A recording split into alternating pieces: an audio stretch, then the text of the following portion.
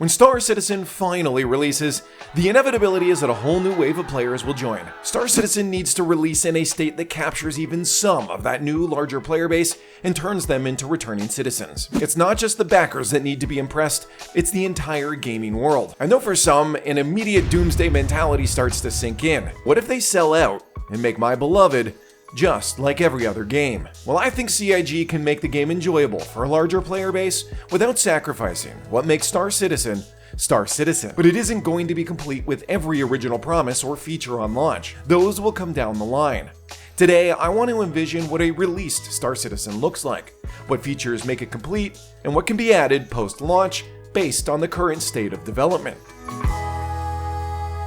Star Citizen has captured a strong audience for a reason, its potential. But you pair that potential with a long development cycle, and people have had time to imagine what the future of the game will look like. This drives support, excitement, and a sense of community as we discuss the potential world Chris Roberts is making. But with all that time to imagine, that also almost guarantees that some people's fantasies would lead them to an end result that will only spell disappointment. Now, I can only give my perspective. Let me know if yours differs in the comments.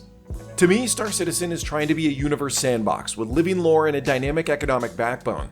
With NPCs having their own lives, the world will always exist, even if players aren't around.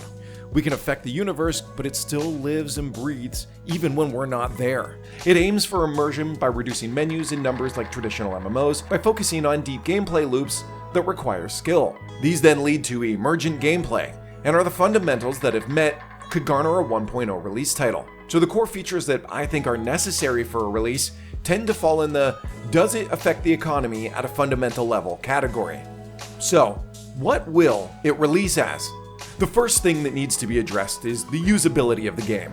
It's no secret Star Citizen is currently filled with jank. The two main areas that need cleaned up are the UI and UX and the new player onboarding experience. Thankfully, a lot of the UI and UX problems are already being addressed, like in patch 3.23. Things like looting, using the star map, or just simply interacting with stuff sucked before, but this will feel much more polished now. So with that being fixed, we can look towards the onboarding experience. Currently, they have a tutorial, and I use the heavy air quotes because it does the bare minimum, in my opinion, in sharing to the player what Star Citizen has to offer and how to navigate the world. They've talked about missions that would be more story-based to bring the player around the world, much like most MMOs out there. I want to tell you what I would specifically like to see. First off, a new player island is always a good idea, much like RuneScape, where you get taught the basics in a focused and safe environment. This could be its own small instance, or just have a noob city on each planet that players can choose to spawn at. Yes, I know that would be a lot of work. Even copy-pasting the city isn't just as simple as copy-pasting. But then have a series of missions that lead them to gameplay loops and professions. Imagine this. Captain Dooley Attention. Gives you a mission to protect a prospector that is broken down in a mining field. Then you use it to finish mining a few rocks. Then when you're done, they take the prospector back from the player, and then mention that if you liked mining, to buy your own at a ship shop. This simple mission has now accomplished two things. One, introducing the player to multiple mechanics and gameplay loops. Mining, scanning, EVA, flight, using the star map, and likely more by the time of release. And number two, it gives the player a chance to create goals to work towards. If they enjoyed mining, now they know they can start doing jobs around the verse to save up for their own mining ship. Anytime that you can lead a player into making a personal goal without it being forced on them, you've got some great game design.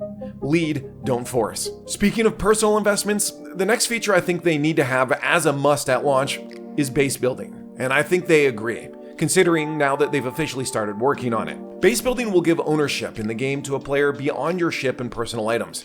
It gives you an investment and an immediate step into immersion because your personal property is now at stake. This alone is a gameplay loop that so many games are built on.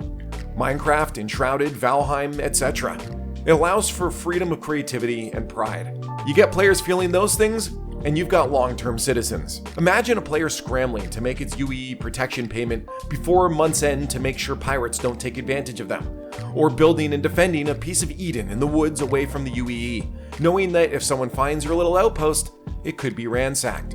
The constant looming threat adds excitement. Overall, this is a must-have on launch in my opinion, or people will quickly play through all the other loops. While the other stuff is fun, this is the one that will ground players in the world. Now this brings me to the last of major gameplay loops I do think need to be complete for launch. We don't need Sata Ball, we don't need VIP transport, but we do need crafting. Being able to use up resources that miners bring to shops and manufacturers is evidence of a loop directly affecting economy. Not to mention you can't really have base building without some version of crafting.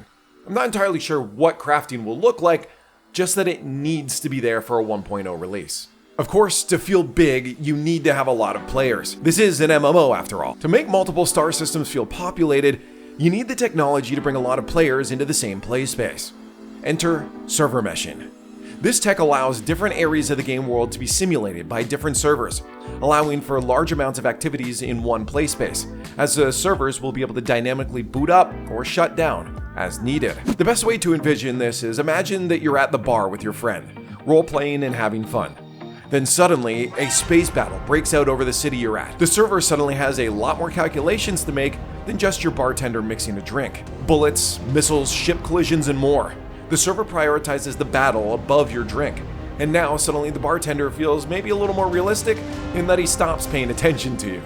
With dynamic server meshing, a second server could then spool up, and server 1 will say, "Hey, I can't run the simulation of this bar right now. Do you mind taking over that?" And suddenly your bar has its own server. Now this doesn't mean that you're instanced. You could still walk outside, look up, and see the battle happening over your heads, since server 1 is still telling the replication layer what's happening. Server 2 looks at that layer, gets the info, it just doesn't have to calculate it anymore. I hope that gets across why server meshing is very important for a release. We currently have the replication layer in 3.23, with static server meshing hopefully this year. Dynamic server meshing, the servers spooling up and down and handing information to each other, is, in my opinion, necessary for release. And of course, to make sure it feels huge, we're going to need places to go to. Star Citizen is already a massive game with so many places to explore, like cities, forests, outposts, and how about the entire planet to drive along? But multiple systems will give CIG a chance to create unique gameplay experiences, almost metaverse-like, as you hop from system to system. Imagine a moon base, someplace where a viral outbreak happens, causing some version of zombies that you now have to shut down in some world event. The possibilities are insane, and it will honestly be the closest thing to a metaverse besides something like VR chat that we've ever seen. Sorry, Mark Zuckerberg, but you're not even close. Having a few star systems on launch to give us and new players a taste of those possibilities is a must. And finally, the backbone to all my needs, Quantum.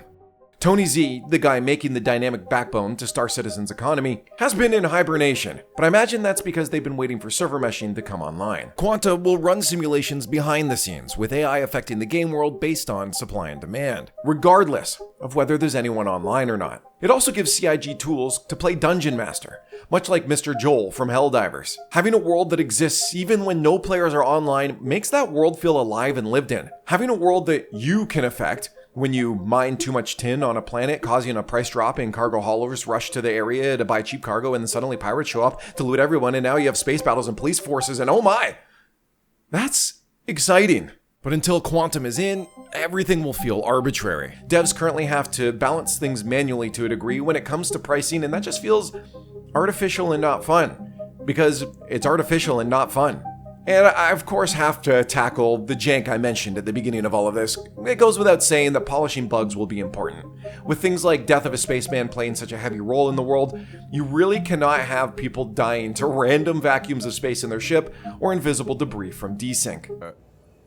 I'm out of the ship! Did he fall out? Oh, we got a rescue! Now you might say, sir, you're missing some jobs like news reporting, data running, SATA ball, etc. And as I mentioned before, I'm not. Because those jobs do not fundamentally change how the game operates, whereas the above features do. Other MMOs like RuneScape often add jobs or skills later on in the life cycle, and there's no reason Star Citizen can't be like that with large patches like a release 2.0. People need to remember, Star Citizen is, even in this state, more advanced than almost any game on the market. Think about how dirt being on your weapons for too long will wear them down and cause jams and malfunctions. Think about how a fire could start in your engine bay because a bullet penetrated your shields, hit a component, and now you need to vent rooms and replace components in your ship on the fly. There are so many deep features I didn't cover, like the aforementioned engineering and power distribution to ships, because this would be a very long video otherwise. I wanted to cover the larger scale things that Star Citizen needs on release. Star Citizen is nowhere close to being matched, and making sure the fundamentals are in place would make me happy, even if some of the jobs or gameplay loops don't make first release. How about you? To quote Chris Roberts, who was quoting Marcus Aurelius, "What we do now echoes in eternity." It's not just us, the backers, that they have to pay attention to. It's the entire gaming industry. Reminder that members have access to these videos early, plus exclusive content that no one else ever gets to see. Wow. If you want some more reasoning as to why I think no game can do what Star Citizen does, check out this video here. Or if you want to giggle, check out what the game looks like for a couple of new players.